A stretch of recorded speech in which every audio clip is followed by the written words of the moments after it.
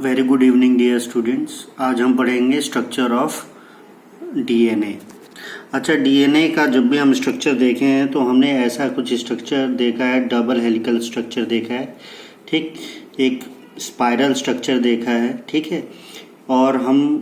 और इससे ज़्यादा जानते हैं तो कहीं देखा है कि 5 prime to 3 prime, 3 prime to 5 prime, ये एंटी पैरेलल इसके जो है टेम्पलेट्स रहते हैं। ये चीज़ हमें ऑलरेडी पता है। और बीच में जो है ये नाइट्रोजनस बेस होता है। तो ये इसका स्ट्रक्चर ऐसा क्यों होता है, किसके द्वारा दिया गया है, ऐसा स्ट्रक्चर हम कैसे, डीएनए का स्ट्रक्चर ऐसा ही क्यों दिखाया जाता है, ऐसा हम आज सीखेंगे। तो सबसे पहले ये जो स्ट्रक्चर है, ये वॉटसन एंड ग्रेग नामक साइंटिस्ट थे, उन्होंने ये स्ट्रक्चर दिया था, डबल हेलिकल मॉडल जिसे हम कहते हैं, ठीक है। अच्छा, न्यूक्लियोटाइड मैं पहले ही आपको बता चुका हूँ।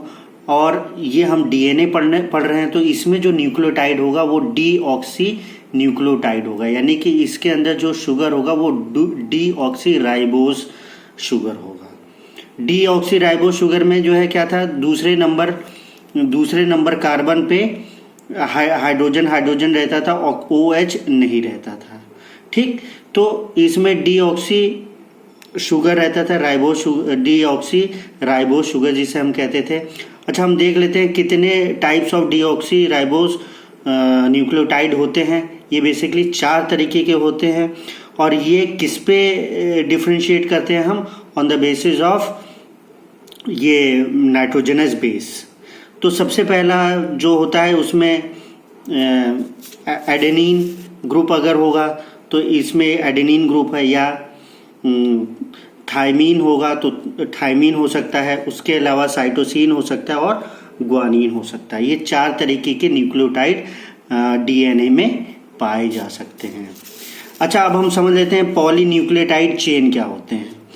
ये मैंने बता दिया था न्यूक्लियोटाइड का स्ट्रक्चर। बीच में जो है आपका ये शुगर होता था और इससे जो है फॉस्फेट या फॉस्फोरिक एसिड लिंक रहता था और इधर जो है नाइट्रोजनस बेस रहता था, ठीक। ये सारे आपस में जो है कैसे लिंक होते हैं, थ्रू फॉस्फोडाइएस्टर बॉन्ड। देखिए ये फॉस्फोडाइएस्टर बॉन्ड कैसे बनता है। ये देखिए, पहला नंबर कार्बन, ये दूसरा कार्बन, ये तीसरे पे क्या है, OH रहता है, ये H ऊपर OH नीचे। तो जो OH है इसका OH और इसमें POH का H2O बना करके एक वाटर मॉलिक्यूल निकल जाता है, वाटर निकल जाता है और क्या एक बॉन्ड बना लेता है, एक कोवेलेंट बॉन्ड बना लेता है, ठीक। वैसे ही इसका जो OH ग्रुप है इसमें भी क्या है, OH है, CH2OH ग्रुप रहता है इसमें, इस पे क्या है, CH2OH ग्रुप रहता है, उसमें OH ग्रुप और इसका H2O निकल जाता है और इससे भी क्या है एक बॉन्ड बन जाता है। ये भी क्या है, कोवेलेंट बॉन्ड है। और इन्हीं दोनों बॉन्ड को कहते हैं फॉस्फोडाइएस्टर बॉन्ड। आपको ईस्टर पता है, COOR होता है और ये क्या है, POOR। तो ये क्या है, फॉस्फोईस्टर, और 2 फॉस्फोईस्टर बॉन्ड है तो फॉस्फोडाइएस्टर बॉन्ड कहते हैं। अच्छा, ये इस एंड को हम क्या कहते हैं, 5 प्राइम एंड। मैं बता चुका हूँ, ये 5वें नंबर का ये कार्बन 5वें नंबर का कार्बन है और इसी से फॉस्फेट ये अंतिम ये छोर पे जुड़ा हुआ है। और यहाँ लास्ट में देखिए ये तीसरे नंबर का कार्बन है तो ये 5 प्राइम एंड है और ये क्या है, 3 प्राइम एंड है।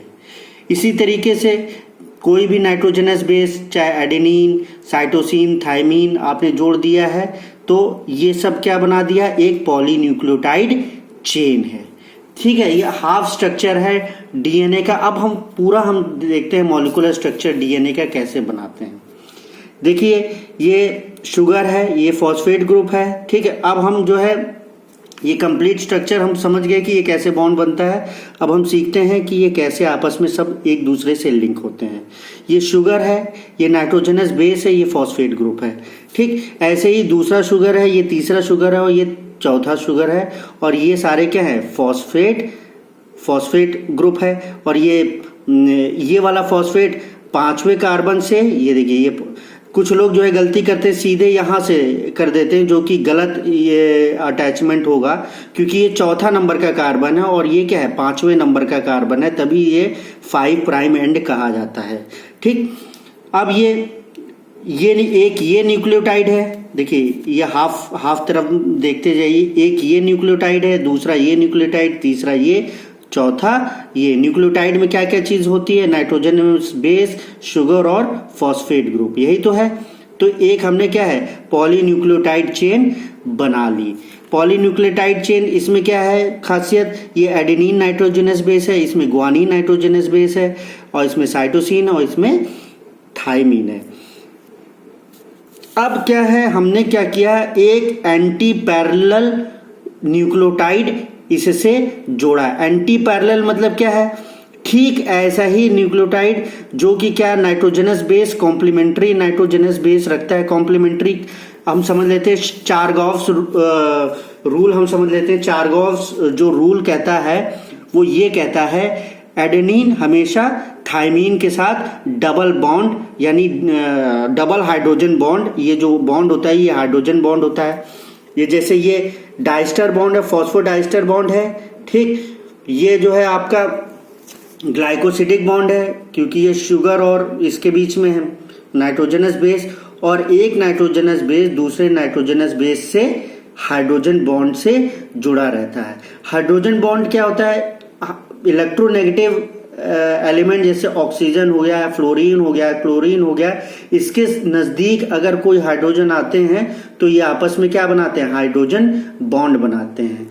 तो जो एडेनिन है और थाइमीन है, यही क्या है, कॉम्प्लीमेंट्री। हमेशा ये चीज आप थंब रूल ये याद रखेंगे कि एडेनिन के साथ हमेशा नाइट्रोजनस बेस थाइमीन ही डबल बॉन्ड बनाएगा, डबल हाइड्रोजन बॉन्ड बनाएगा। क्यों, क्योंकि दो ही जगह ऐसी हैं जहां इलेक्ट्रोनेगेटिव एटम या तो नाइट्रोजन या तो ऑक्सीजन, इसका एडेनिन का ये करीब आता है इसके हाइड्रोजन से, तो ये क्या बनाता है, ये डबल हाइड्रोजन बॉन्ड बनाता है।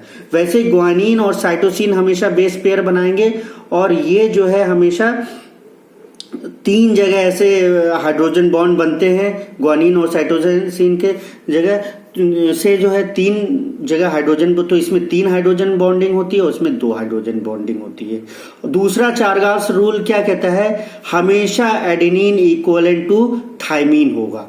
ये देखिए जो एंटी पैरेलल रिंग जा रही है, 1 2 3 4 ये है, तो 1 2 3 4 ये है, तो जितना एडेनिन होगा उतना थाइमीन होगा, जितना ग्वानिन होगा उतना जो है साइटोसिन होगा। ठीक है, अब नेक्स्ट हम जो है, अब हम सीखते हैं ये कैसे बनाएंगे। बहुत आसान है, बहुत सरल तरीका है। इसमें क्या है, आप क्या कर लेंगे, अपनी कॉपी को उल्टा कर लेंगे। इस कॉपी को आप क्या करेंगे, उल्टा कर लेंगे, और सेम जो स्ट्रक्चर ये बनाया है हमने शुगर का, सेम वैसे ही उल्टे की तरफ आप जो है शुगर का स्ट्रक्चर ऐसे बना लेंगे। ठीक, उल्टा करके ये शुगर का स्ट्रक्चर आप बना लेंगे, सबसे पहला काम। फिर फॉस्फेट ग्रुप आप जोड़ लेंगे, ये 5वां कार्बन है, ये 5वां कार्बन है। ठीक, और ये क्या है, तीसरा कार्बन है, फिर ये 5वां, ये तीसरे कार्बन, ये 5वां, ये तीसरे कार्बन, ये फिर ये 5वां कार्बन। ठीक, आपको सावधानी कहाँ बरतनी है, आपको सावधानी बरतनी है यहाँ पर, जब आप नाइट्रोजनस बेस यहाँ पर आप लेंगे, जैसे आपने यहाँ एडेनिन लिया, ये जरूरी नहीं है कि आप एडेनिन ही लें, कुछ भी ले सकते हैं, चाहे ग्वानिन लिख सकते हैं या थाइमीन ले सकते हैं, लेकिन जो इसका कॉम्प्लीमेंट्री बेस होगा ए के साथ हमेशा टी होगा, और इसमें 2 हाइड्रोजन बॉन्डिंग होगा, ये इंपॉर्टेंट है। जैसे ए मैंने यहाँ लिखा तो यहाँ टी लिखना हमारे लिए आवश्यक है। फिर हमने जी यहाँ पर लिखा तो यहाँ पर सी लिखना आवश्यक है, क्योंकि ग्वानिन के साथ बेस पेयर कौन करेगा, साइटोसिन ही करेगा। ठीक, फिर ये टी लिखा तो ये ए, तो ये क्या होगा, ये complete molecular structure of DNA है। क्यों कंप्लीट मॉलिक्यूलर स्ट्रक्चर है, ये देखिए, एक ये न्यूक्लियोटाइड है, एक ये न्यूक्लियोटाइड है, एक ये स्ट्रैंड बनाएगा, जो हमने ये देखा था, एक ये स्ट्रैंड जो बना रहा है वो कौन बना रहा है, ये बेसिकली आपका जो स्ट्रैंड बना रहा है आपका ये शुगर और फॉस्फेट, ये क्या बना रहा है, ये स्ट्रैंड बनाएंगे। शुगर, ये क्या बना रहा है, शुगर और फॉस्फेट, ये स्ट्रैंड बनाएंगे, एक स्ट्रैंड ये हो गया और एक स्ट्रैंड ये हो गया, दोनों एक दूसरे के एंटी पैरेलल है। ये क्या होगा 3 प्राइम टू 5 प्राइम। कैसे 3 पर प्राइम, देखिए 3 प्राइम कैसे, इसका जो पहले नंबर का कार्बन है वो देखिए ये है, फर्स्ट कार्बन ये है, दूसरा ये है, तीसरा ये है, यानी कि इसका एंड पार्ट क्या है, तीसरा कार्बन है, तो ये 3 प्राइम हो गया। और यहां पर देखिए क्या है, ये इसका 5वां कार्बन से ये पी डायरेक्ट अटैच है, तो ये 5 प्राइम एंड है, तो ये एक दूसरे के एंटी पैरेलल, तो ये मॉलिक्यूलर स्ट्रक्चर ऑफ डीएनए हो गया। अच्छा, इसी को हम एक लैडर फॉर्म में दिखा दें, ये देखिए इसी को हमने क्या किया, एक लैडर फॉर्म में दिखा दिया। बीच में जो है क्या था, नाइट्रोजनस बेस था, एडेनिन हमने थाइमिन के साथ, ग्वानिन हमने साइटोसिन के साथ, फिर साइटोसिन हमने ग्वानिन और थाइमिन हमेशा एडेनिन के साथ मैंने बॉन्डिंग दिखा दी। ये क्या है, एक लैडर के तरह ये मैंने दिखा दिया, ठीक। और इसके साइड का स्केलेटन कौन बना रहा है, शुगर और फॉस्फेट, यही तो हमने दिखाया। ये जो बाद में चल के स्ट्रैंड का रूप ले लेंगे। अच्छा, इसी को हम ट्विस्ट कर दें, हम मोड़ दें, इस सीढ़ी को मोड़ दें, तो हमें कुछ ऐसा स्ट्रक्चर दिखाई देगा। ये क्या है, डबल हेलिकल स्ट्रक्चर। अब इसी को हमने क्या किया, ट्विस्ट कर दिया, तो हमें कैसा स्ट्रक्चर ऐसे दिखाई दिया, ये डबल हेलिकल स्ट्रक्चर दिखाई दिया। और ये देखिए, ये हमने ये डबल हेलिकल स्ट्रक्चर बनाया है, ठीक। इसमें जो बात नोटिस करने की ये है कि इसमें 2 तरीके के ग्रूव्स होते हैं। ये देखिए, ये माइनर ग्रूव्स कहते हैं, यानी छोटे छोटे मोड़ यहाँ पर हो रहे हैं, तो ये माइनर ग्रूव्स हैं। और ये क्या है, मेजर ग्रूव्स है। अच्छा, 1 टर्न जो कहते हैं, एक टर्न डीएनए का, वो होता है डिस्टेंस बिटवीन 2 माइनर ग्रुप या डिस्टेंस बिटवीन 2 मेजर। अब ये मैंने डीएनए का एक छोटा सा भाग काट करके बनाने की कोशिश की है, ठीक है। थोड़ा आप अच्छा डायग्राम बुक से भी देख सकते हैं, या मैंने नोट्स में भी दिया है आपको, उसमें भी अच्छा डायग्राम है। मैं ये समझाने के लिए आपको बता दे रहा हूं कि ये डीएनए का स्ट्रक्चर क्या होता है, कैसे समझेंगे, इस वजह से मैंने ऐसे बनाया है। तो ये देखिए, ये माइनर ग्रुप है और ये माइनर ग्रूव है, ये माइनर ग्रूव है और ये भी माइनर ग्रूव है, और ये मेजर ग्रूव है। तो 2 माइनर ग्रूव के बीच के डिस्टेंस को हम कहते हैं पिच, और इसी को कहते हैं 1 टर्न, एक कंप्लीट टर्न। डीएनए का एक कंप्लीट टर्न को हम पिच भी कहते हैं। अच्छा, इसका जो है, जो लेंथ होती है वो 3.4 नैनोमीटर होती है, ये याद रखने की जरूरत है। ये एक कंप्लीट टर्न की, एक पिच की डिस्टेंस क्या होती है, 3.4 नैनोमीटर, ठीक। ये मोस्ट एक्सेप्टेबल यूनिट है नैनोमीटर, तो आप नैनोमीटर में लिखेंगे तो ज्यादा बेहतर होगा। चाहे तो आप इसको आर्मस्ट्रांग में भी लिख सकते हैं, तो आर्मस्ट्रांग में अगर लिखना होगा तो आप इसी को लिखेंगे 34 आर्मस्ट्रांग, ठीक है। तो ये आर्मस्ट्रांग में भी लिख सकते हैं, लेकिन जो एक्सेप्टेबल मोस्ट यूनिट है वो नैनोमीटर है। तो एक टर्न की क्या डिस्टेंस होता है, 3.4 नैनोमीटर, ये याद हो गया होगा। अच्छा, जो इसके और इसके बीच में, यानी 2 ग्रूव्स के बीच में कितने नाइट्रोजनस बेस होते हैं, 10 होते हैं। देखिए 1 2 3 4 5 6 7 8 9 10, इनके और इनके बीच में 10 नाइट्रोजनस बेस है। तो इस नाइट्रोजनस बेस के बीच के डिस्टेंस को इसके और इसके बीच में कितना डिस्टेंस रहेगा, 3.4 डिवाइड बाय 10, यानी 0.34 नैनोमीटर इसके बीच का डिस्टेंस होगा। अच्छा, आप ये क्या है, एक कंप्लीट टर्न है, यानी किसी सीढ़ी को आप देखेंगे और एक कंप्लीट टर्न घुमा के देखेंगे तो वो क्या होता है, एक गोला ले लेता है, यानी कि 360 डिग्री का एक एंगल ले लेता है। ये पूरा जो एक गोला बनेगा, ये 360 का एक गोला बन जाएगा। तो जो आपस में जो ये नाइट्रोजनस बेस है उनके बीच में जो एंगल होगा वो कितना होगा, 360 डिवाइड बाय 10, यानी 36 डिग्री का इनके बीच में एंगल होगा, ठीक। और आखिरी चीज आपको क्या याद रखनी है, ये दोनों स्ट्रैंड है, इनके बीच जो डिस्टेंस होती है, ये आपको 2 डायमेंशन में है तो आपको दिख रहा है कि कोई छोटा कहीं बड़ा, लेकिन 3D में देखेंगे तो सब ये इक्वल इसका शेप होता है, ठीक है। तो इसके बीच का जो डिस्टेंस होता है वो होता है 2 नैनोमीटर या 20 आर्मस्ट्रॉन्ग। यही आपको चीजें डेटा रिप्रोड्यूस करना है, यही आपका डीएनए का स्ट्रक्चर है।